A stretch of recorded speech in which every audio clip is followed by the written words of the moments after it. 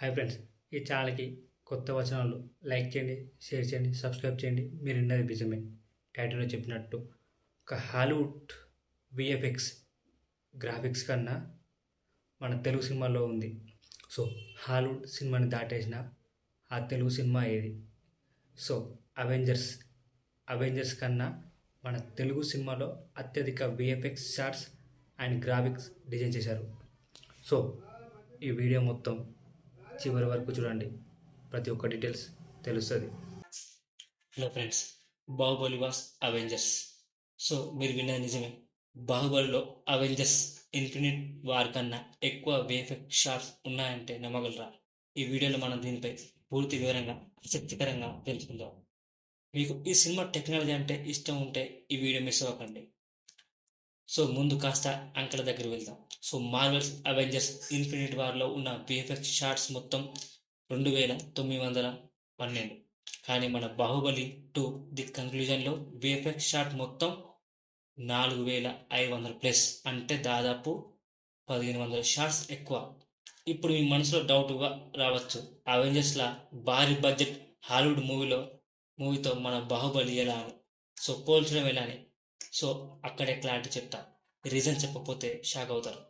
బాహుబలి కథ fantasy genre, రాజ్యాలు, యుద్ధాలు, ఎత్తైన కుండలు, భారీ ఆర్మీ అంటే జనాలు, మానవులకి అందరినీ స్టంట్స్, ఇవన్నీ కంప్యూటర్ గ్రాఫిక్స్ వాడకుండా సాధ్యం కాదు.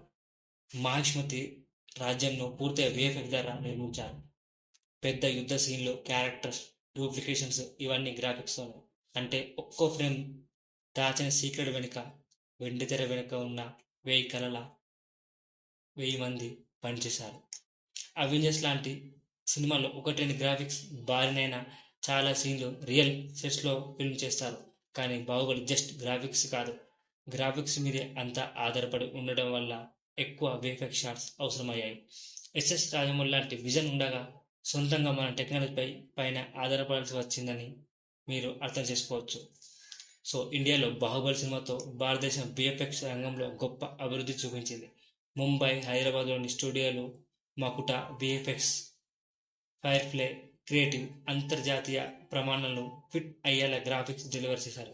ఇది చూసిన తర్వాత చాలా హాలీవుడ్ ప్రొడక్షన్లు ఇండియాలో గ్రాఫిక్స్ పనులు చేయడానికి ముందుకొచ్చాయి. సో ఇప్పుడు మీకు స్పష్టమైంది కదా, బాహుబలి అనేది తెలుగు సినిమా గర్వం కాదు, ఇది భారత టెక్నాలజీకి బండ తెచ్చిన ప్రాజెక్ట్. మన ఇండియన్ సినిమా కూడా హాలీవుడ్తో పోటీ పడగలదని నిరూపించిన ఈ బ్లాక్ బస్టర్ ఇప్పుడు గ్లోబల్గా గుర్తింపు తెచ్చుకుంది.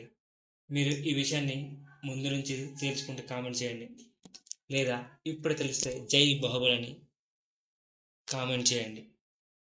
సో ఎందుకంటే ఇది చిన్న సినిమాగా మొదలుపెట్టారు. ఫస్ట్ 100 కోట్లలోపు అనుకున్నారు ఫస్ట్ పార్ట్, కానీ ఫస్ట్ పార్టే బ్లాక్ బస్టర్ హిట్ల హిందీలో దాదాపు 100 కోట్లు కలెక్ట్ చేసిన మొదటి south Indian cinema, Telugu cinema. So ఆ తర్వాత పార్ట్ 2పై విపరీతంగా ఫ్యాన్స్, ప్రభాస్ పోతే అరుపులే. సో అంత ఫ్యాన్స్ ఫాలోయింగ్ పెరిగింది. ఇక బాహుబలి 2 గురించి చెప్పాలంటే దాదాపు 1700 కోట్ల పైగా వసూలు చేసింది ప్రపంచవ్యాప్తంగా. ఇప్పటివరకు టాప్ 1లో ఉంది బాహుబలి ది కంక్లూజన్. ఇప్పటికీ సినిమా రిలీజ్ అయ్యి దాదాపు 8 సంవత్సరాలు వస్తుంది. 2017 వస్తే దాదాపు 10 సంవత్సరాలు. సో ఈ వీడియో నీకు నచ్చినట్లయితే షేర్ చేయి, లైక్ చేయి, షేర్ చేయి.